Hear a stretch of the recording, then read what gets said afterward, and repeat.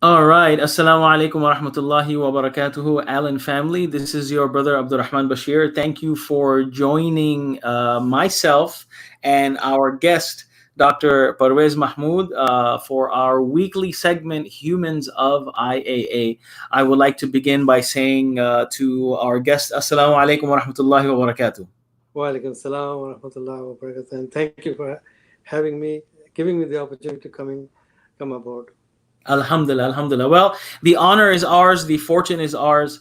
Folks who are tuning in or who are going to be tuning in, the purpose of this program, Humans of IAA, is so that we are able to develop a deeper relationship and get to know the members in our Allen family a little better. Many times we see people in the masjid, we pass by them, we'll share a smile, maybe share a salam. We know them, but we don't know them. You only truly get to know a person if you spend some time with them. And alhamdulillah, we have many activities around the masjid that, well, unfortunately not now, but in the past, that are geared around providing the opportunity for brothers to get to know one another, sisters to get to know one another, families to get acquainted with one another, so that we can grow together as an ummah, as that ummah of the Prophet sallallahu alaihi wasallam, where we all have this relationship with one another. So in our effort to start getting to know one another, alhamdulillah, we were brother and Dr. Mahmud, Pervez Mahmud, was gracious enough to accept our invitation. And last week, the community got to get into my head. The week before that, we started with Mufti Nu'man, and we are glad to have you as our honorable guest. That or on the chopping block. It depends. Alhamdulillah, right? So, Jazakumullah khair for joining us, viewers. Again, this is Humans of IAA. Today we are welcoming Dr. Pervez Mahmud. Dr. Pervez, you are a face that is not unknown to the community. Folks, if you ever come by for Jumu'ah, in the past, I'm sure you must have heard Dr. Pervez giving adhan. Mashallah, he is, I consider he's one of the, he comes to the masjid fulfilling the haqq of presenting himself, mashallah, always well dressed in the court of Allah subhanahu wa ta'ala, in the home of Allah subhanahu wa ta'ala. So we're going to get to know you a little bit and a little bit about your family and background and benefit from you. So, Dr. Pervez, how many years have you been in the Allen community? I moved here in 2014 from California, where I was there for about 35 years or something. MashaAllah. Yeah, I've been there for a long time. Where in California? Los Angeles. All right. So you were in Los Angeles for 35 years, and then you moved here in 2014. Yes. So about 6 years. 6 years over here, yes. Alhamdulillah. And before 35 years, where were you? On the East Coast, in New York and Virginia. For one semester, I was in Texas too, way down south. Oh, okay. So when was the last time you were in Texas? This was in 86, beginning of 86. And where was that? In Kingsville, Texas A&I University. Okay, mashallah. And you were there for one semester? Yes. So now we are going to the time where this is pre-kids? This is what again?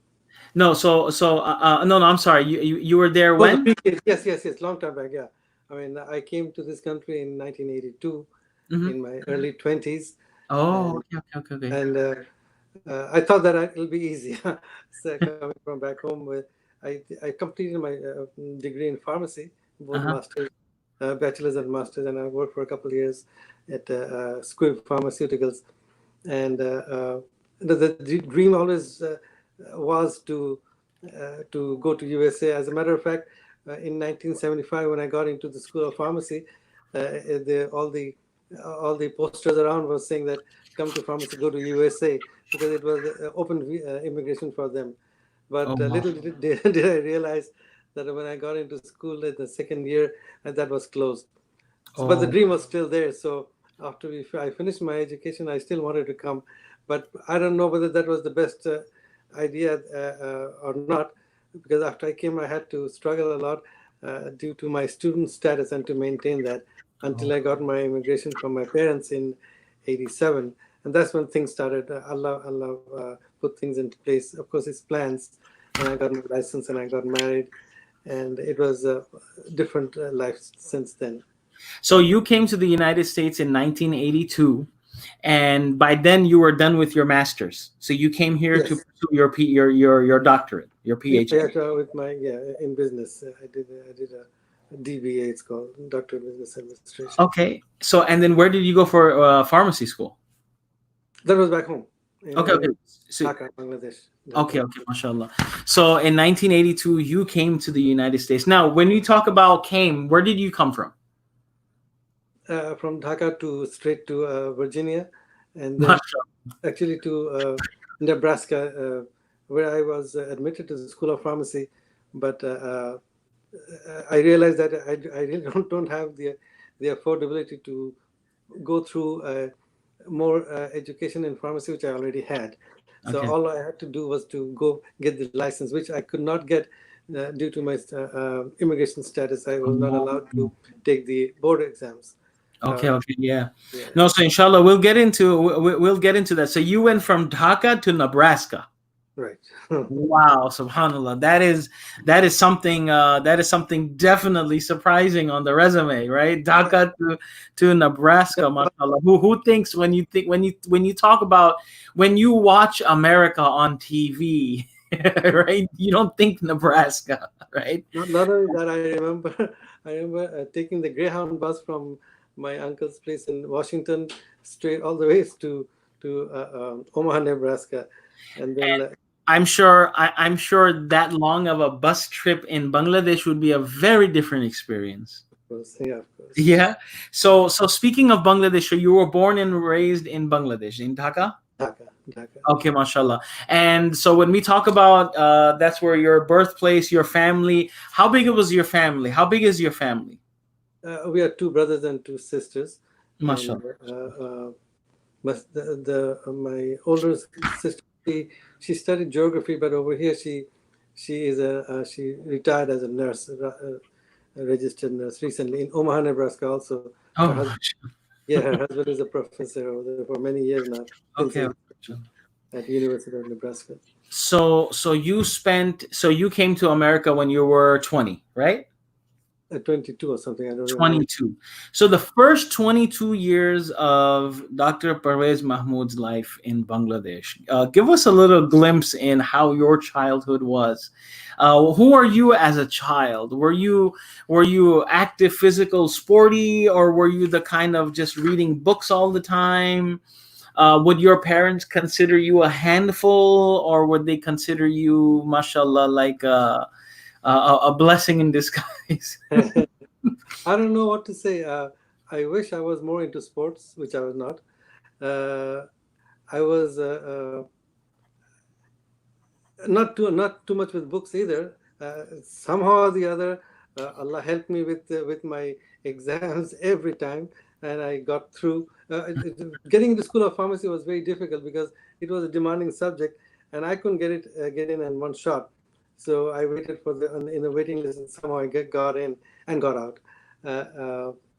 But I always thank Allah from my heart that He kept me away from getting into any kind of a mess, which means that I used to go to Catholic school in St. Joseph's High School in Mohammedpur over there, and it was difficult to get in there, but it was fun. It was fun because it was senior Cambridge and it was different. It was an English medium institution, but my classmates and colleagues, they were all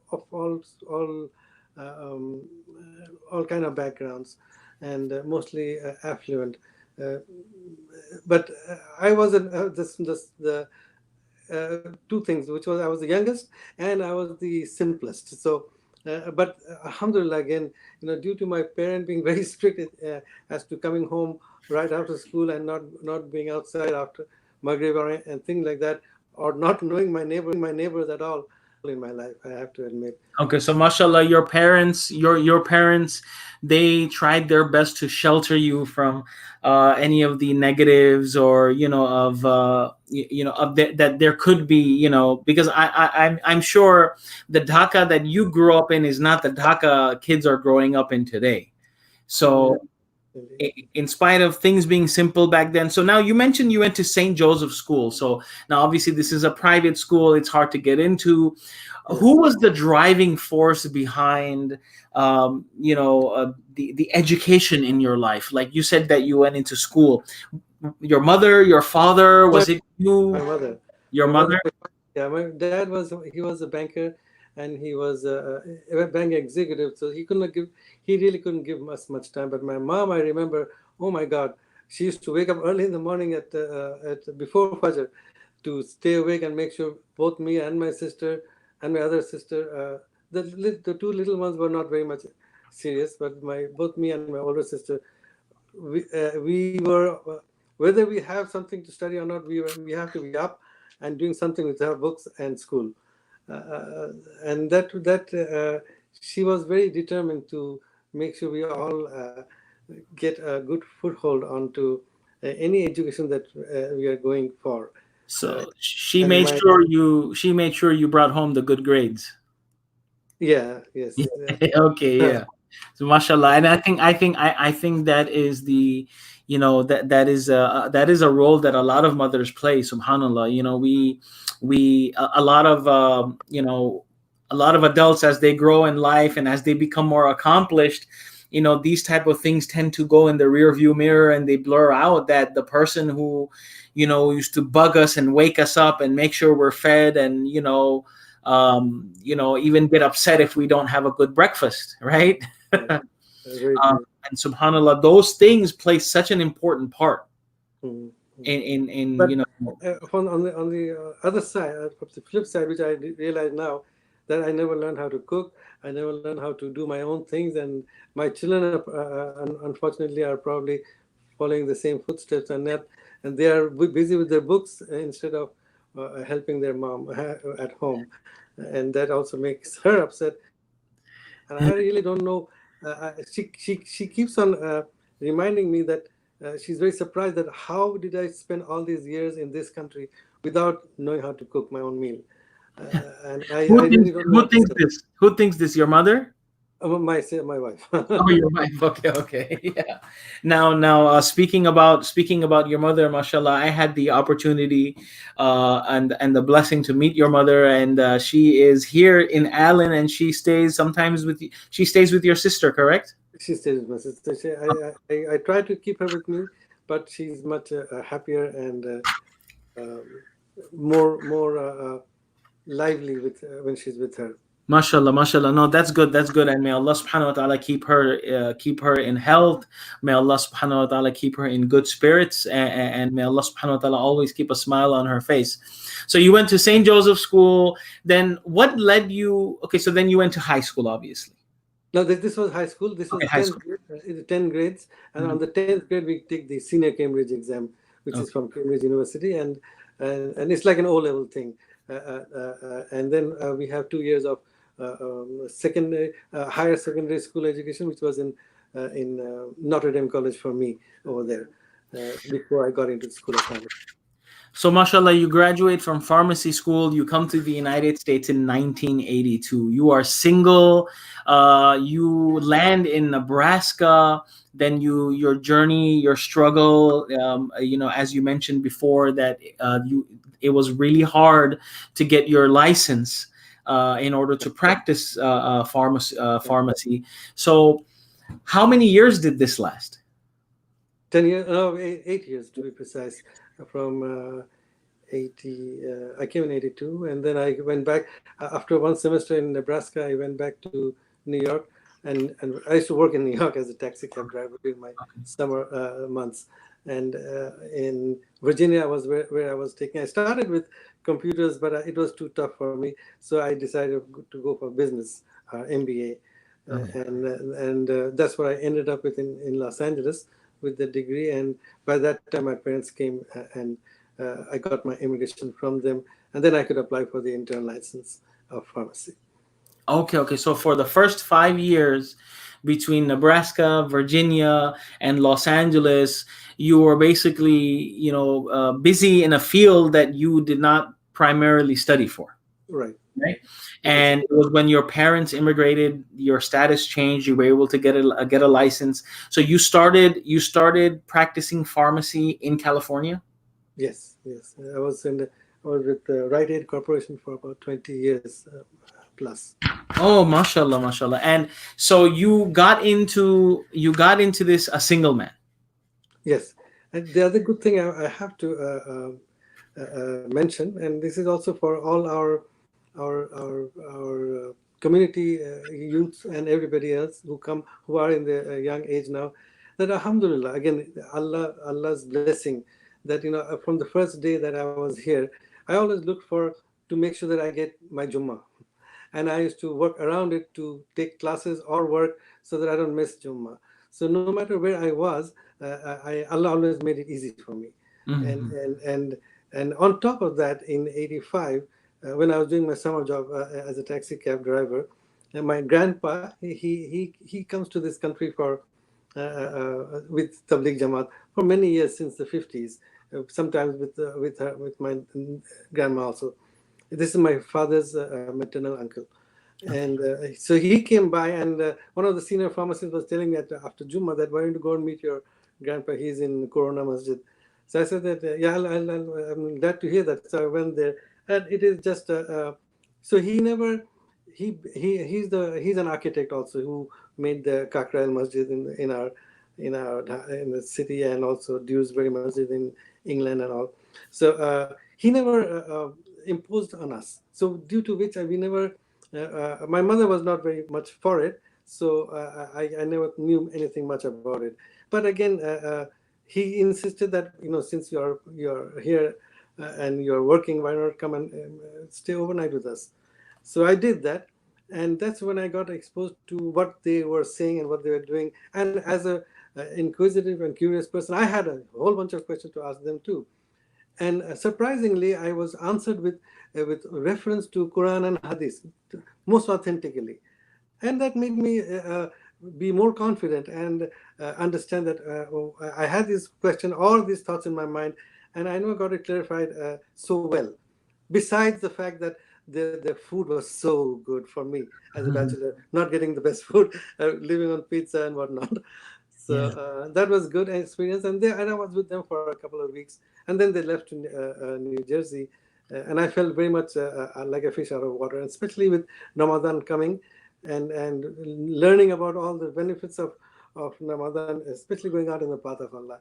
And I just couldn't help that feeling, and that greed for getting that reward in the month of Ramadan. So I left my job and joined them for 40 days, led to 50 days, and that was the best time of my life. I really have to admit, to gain the confidence in myself, full confidence. I always said my prayers, and I did everything that needs to be done, but not as much as confidently as it turned out when I was with them and learning from them and experiencing with them. So you mentioned that, okay, so you were always particular about Jummah, regardless of, whenever you landed to the States. So now you had this experience when your grandfather visited, right? Mm. Um, but before this, you were still someone who was particular about Jummah, um, And my 5 times prayer. and your 5 times prayer. So how was the scene how did the community in Los Angeles look like? In those early years when you were working at Rite Aid, before you had this experience, how was your experience? Okay, to make it very easy, I had my beard, for example, since 90. Actually, it was in '86, and then my mom, she forced me to shave it off, and I grew it back again after I went for Hajj in '98, and had it since then. And during all my Rite Aid days, I had my beard, and I never had any kind of bad influence or any. Uh, remarks or anything like that, except for just one. I remember one very innocent Mexican lady with her children was there, and she was very surprised to see me and said, "Oh my God, you look like Osama bin Laden." I said, "No, no, no, that's not a very good man. Say that I look like Jesus, right? Yeah, yes, you got the picture on your thing with Jesus. I do look like Jesus, right?" And my beard was black then. I said, "Yeah, yeah, yeah, you're right." So that was the only thing that Yeah. I experienced. But otherwise, I never had any bad experience for having a beard or. So so no, so I meant in general, like how was the masjid going experience? How was the community? So you've been in Allen for Very. Let me give you a small gist on that. Since I've been here, when people know that I've been in Los Angeles for so long in California, they said, "Oh my God, that's something else. How do you like it over here?" And to their surprise, I said that I love it, and I regret not coming here for the last 20 years. And then they said that, "How can that be?" I said, "Yes, California is a very nice place for a visit, but it's not the same over here. Why? Because, for example, if it is talking about the other community, not non-Muslim community, I deal with patients, and I see then that they bring their children, and they come with their parents, grandparents, great grandparents, and they're all with extended family, and they're so happy, and that gives me such a nice feeling that the people over here are so family oriented. It makes such a big difference compared to Los Angeles. So I give them two examples. One is, for example, in Los Angeles, if you go to any bank, no matter whether it's in Beverly Hills or in South Central LA or wherever, you go inside and immediately you'll see a big bulletproof glass. Over here, you don't see that in any bank whatsoever. That gives you a sense of security. You go to Home Depot over there and you are looking for something. You ask for help. Can you show me? Then they'll just tell you that go to such and such aisle on the left side. You'll stay there. Over here, if I've noticed that you go to Home Depot, before you look for anything, you'll see somebody, one or two persons coming running at you, ask you what you want, make sure that they describe you in details and show you all the avenues of how to do what to do before they leave. so That you makes a see very big difference. so you see a definitely a difference in the culture Yes. of the hospitality between Texas and California.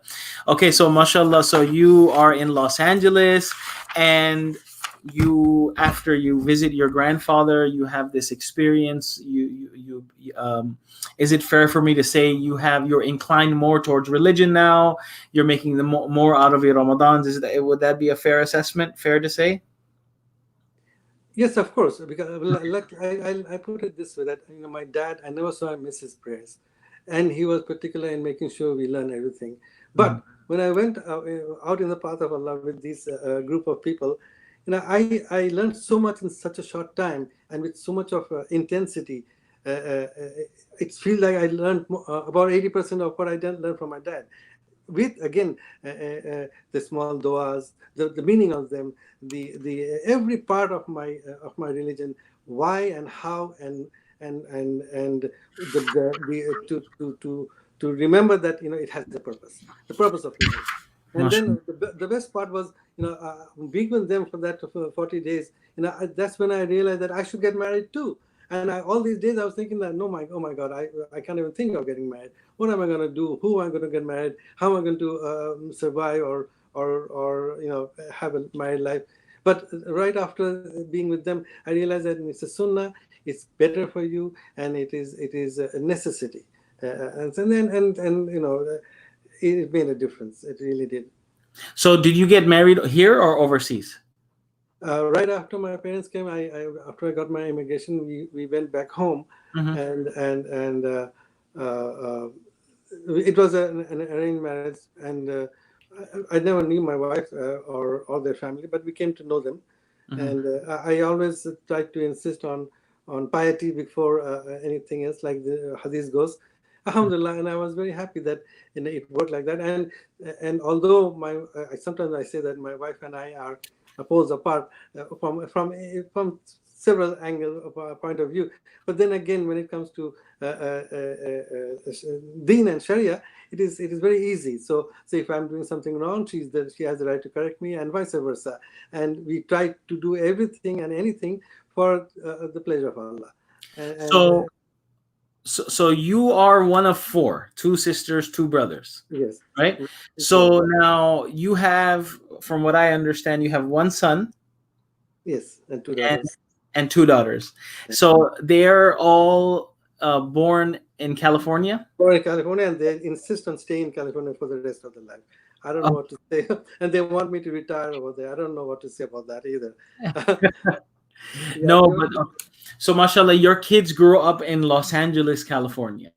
right. How was it raising your children in Los Angeles? How many? So when we talking about 2014, so you were there for 35 years, right? Almost. Mashallah, mashallah. So how was it raising your children in Los Angeles, California? Okay, a couple of things, Imam Sahib. Alhamdulillah, again, Allah's blessing, I have to admit, anytime and all the time. They all went to public schools, and my wife, she never worked, which is a good thing. So she was there for them. And in high school, luckily, and I thank Allah for that, for the last almost 16, 17, 20 years almost, 2003, I moved to Granada Hills, where I used to go to the masjid anyway. So this masjid is a big masjid, and it has the wall of the masjid is my wall also for the house. Oh, okay, okay. So that made a very big difference for me and my children, to be in contact with the masjid for all salats, all programs. But again, unfortunately, unlike Texas, it is not as bustling and with all the activities like it is over here. And over here, and it is so amazing and it's so impressive that every masjid, no matter which one, is full of people. You see children of all ages coming to all salats. In Richardson, for example, I was there with my mother for the first 2-3 years, and over there, every salat is filled with 300 to 400 500 people, no matter what day, no matter what salat. Amazing, mashallah.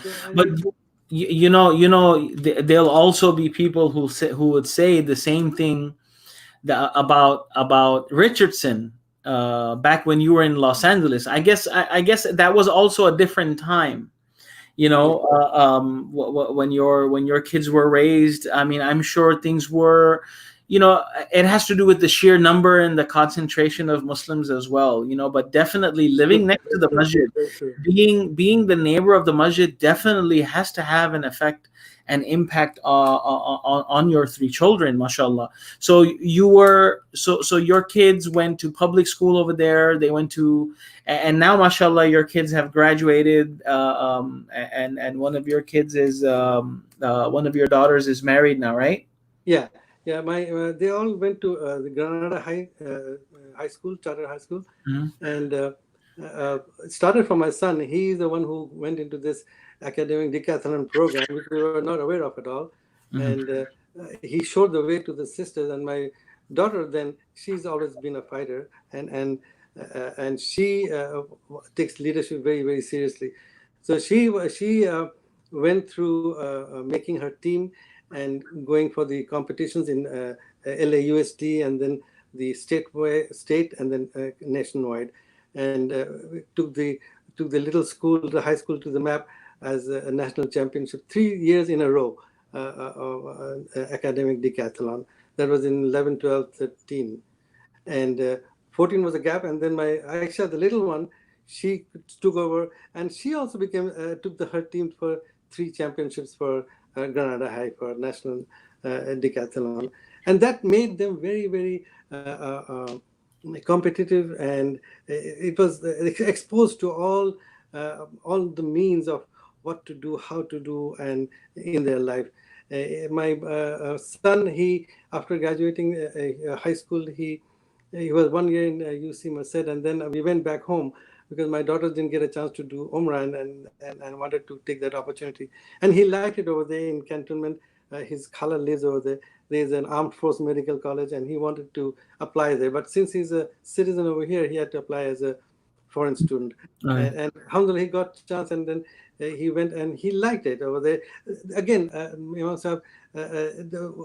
he was in the first year with his boot camp and getting out of the boot camp, they had a program for the newcomers, first year group children, and they asked him as a foreigner, that what did you like over here in this last 1 month of boot camp? So he said that what the best thing I like over here is I can eat as much halal as I want, and I can say my prayers in Jamaat every salat, because the masjid is right there in the dormitory.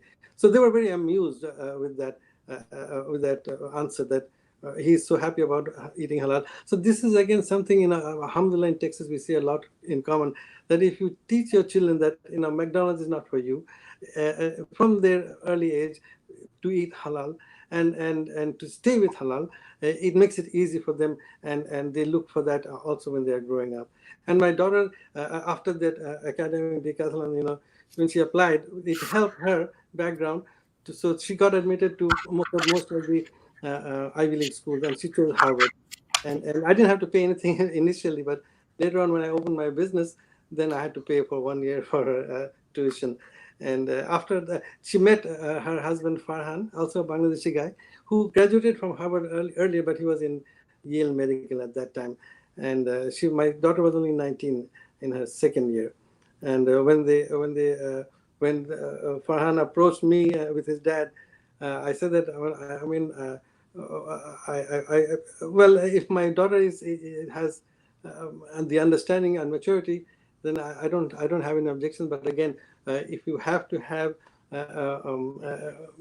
go for it, then you'll have to go for it right away, which is nikah instantly, and that worked very nice. The Imam in our he's in Atlanta now, very nice, and he gave such a nice khutbah. He came home to it, where my daughter got nervous on that. Alhamdulillah, and then I was afraid that probably her studies will be a little affected, but apparently it got even better. She was saying that after she got married to him, and then they went to their own institutions. He finished his medical school, and she finished her degree in Harvard, and then she had a 9 months of gap, which she utilized in getting her MPhil in Cambridge University in London. And Farhan, he after finishing his Yale, he did his residency in San Diego, and right now, just a couple of weeks back, he got a fellowship in the same school which he's going at, med school in UC San Francisco. So they're both together, alhamdulillah. And the little one, so the West Coast brought them back, alhamdulillah. Yeah, right. So, not only that, for my little one, Aisha, she got into Berkeley, which is very close to San Francisco. So they have contact each other, they meet each other every other week and stuff like that. So one daughter is in California. They insist that you're going to find yourself retiring back in the West Coast. You were there for 35 years. How does Allen come on the map in 2014? What brought you to Allen? Okay, after after being 20 years with Rite Aid Corporation, they one bright day, the district manager, he was a friend of mine. We both got our licenses together. Although he was here, he was a local kid, went to USC, and I'm a foreign graduate. But we both, had the tough time of not getting a license, one shot in California. So we went to Nevada and got our licenses over there. And then then the last exam we both passed, so we stayed back. And so now he was my district manager because he was a local guy, so he got promotion and anything, whatever. So now after 20 years, this guy he's telling me that, frankly speaking, they don't want to give you the 5 months of vacation that you earned. So I said that you just said that I earned it after all these years, and I've been getting 5 weeks of vacation. So now they started making it difficult until it became. They took all the help, for example, and it is that's the way corporate works, and they have too much of computer-based training. It is very overwhelming, and I got stressed out for the first time, and I took a stress leave, and foolishly I went back again, and then he said that you could have easily stayed for a whole year because you have so much of vacation. But this time, and then I quit thinking that it'll be easy for me to get a job. Oh my God, hell broke loose. Everywhere I applied, they say that if you're not less than 35 or a fresh graduate, please do not apply officially. So that's when my sister over here, she's a physician at Allen Clinic. She's been here for 25 years. She said that, why not come here and just try it out, which I did. And these guys from whom I bought the pharmacy, they they have 4 pharmacies, and they were not doing very good over here, but and they wanted me to take over. And Alhamdulillah, Allah made it easy for me to take over this pharmacy, and since then things are so much smoother. I mean, I never think of going back to work in a corporate, and I have my time, and I have my good friends, and the community, and everything, and the masjid. 5 times I can go to the masjid, alhamdulillah. So now, you have moved here in 2014. You shared with the community the circumstances of leaving. You brought your whole family here, right? You didn't just come here by yourself. Okay, so you brought your entire family here. You have the opportunity to take over the pharmacy. So you have been in this community for the past 6-7 years. So you were, I want to say, you came near the end of the musalla. For those of our viewers, the Allen Current Masjid, the Allen Current facility that you see is about 5 years old. So before 5 years, there was a musalla by the Allen Library. So that's where you have experienced the community. So you were right at the edge when the community was almost ready to make that final move, secure the land, build the masjid. What's something that you remember from the old musalla days? Alhamdulillah, the same brothers over there and here, and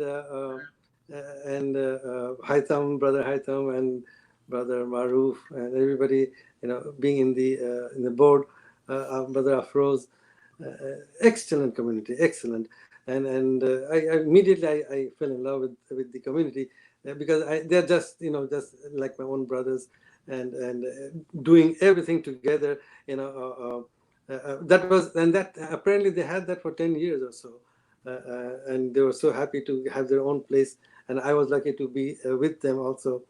Alhamdulillah, it is such a blessing, and the way it's growing so fast, alhamdulillah, with the construction and the gymnasium to be complete soon, will be a huge blessing for the youth and the entire community, because it's just a family. The whole community over here is really in from all point of view a big family. Yeah, mashallah, and your experience with the Allen family is not limited to just the masjid, because you are also, as we mentioned, pharmacy. You are also a local business owner, right? It's supporting local businesses are an integral part to the warmth of any community, and especially the Muslim community.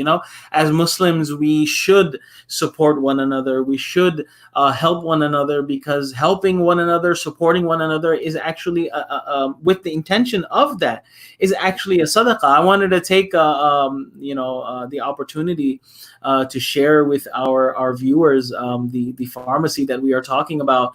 For our viewers on their screen, you will see this is the Yelp page, right? Call-in Drugs, 600 West McDermott.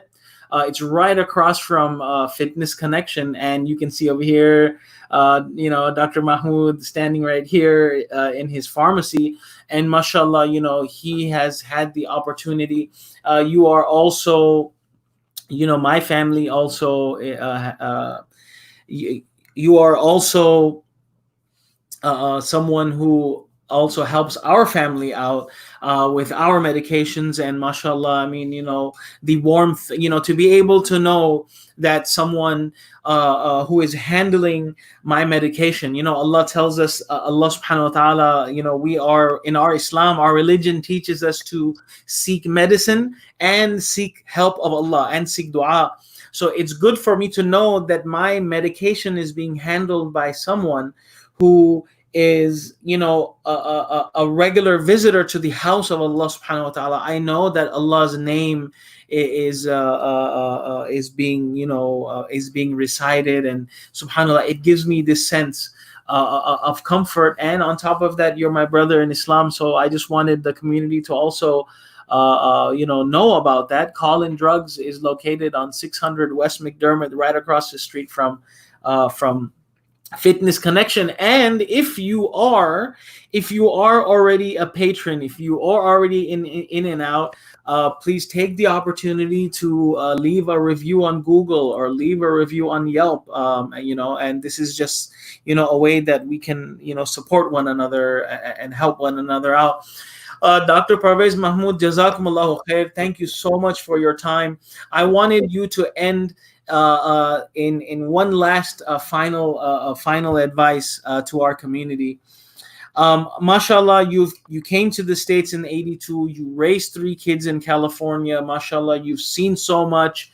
You have the fortune of visiting the house of Allah Subhanahu wa Taala.